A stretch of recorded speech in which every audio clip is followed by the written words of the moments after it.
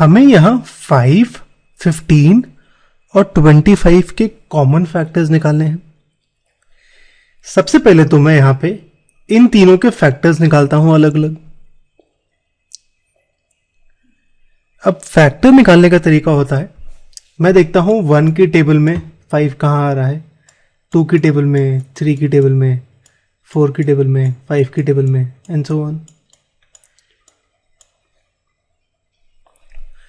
अब 1 की टेबल में 5 आता है, 1 5 से 5 होता है। 2 में नहीं आता, 3 में नहीं आता, 4 में नहीं आता। 5 की टेबल में आता है, 5 1 से 5 होता है।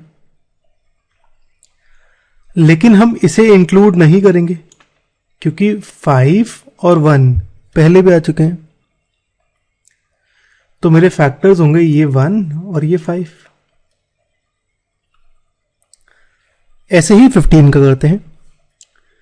1 की टेबल में 15 आता है, 1 15 का 15 होता है।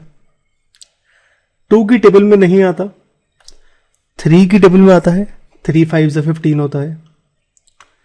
4 की टेबल में नहीं आता, 5 की टेबल में आता है, 5 3 से 15 होता है।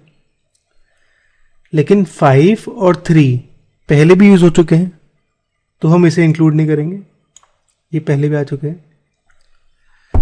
तो मेरे फैक्टर्स होंगे 1 3 5 और 15। ऐसे ही 25 का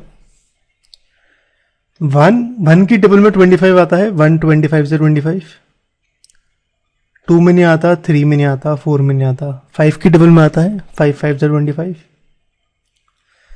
इसके बाद 6 7 8 9 किसी की टेबल में नहीं आता, सीधा आएगा 25 की टेबल में, यानी 25 1 से 25।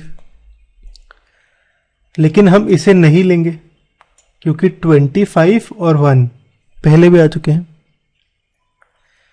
तो मेरे फैक्टर्स होंगे 1 5 5 और 25, यानी 1 5 25। तो तीनों में फैक्टर्स कौन कौन से हैं? 1 तीनों में आ रहा है और 5 भी तीनों में आ रहा है, 5 इसके में भी 5। तो 1 और 5 कॉमन फैक्टर्स हैं।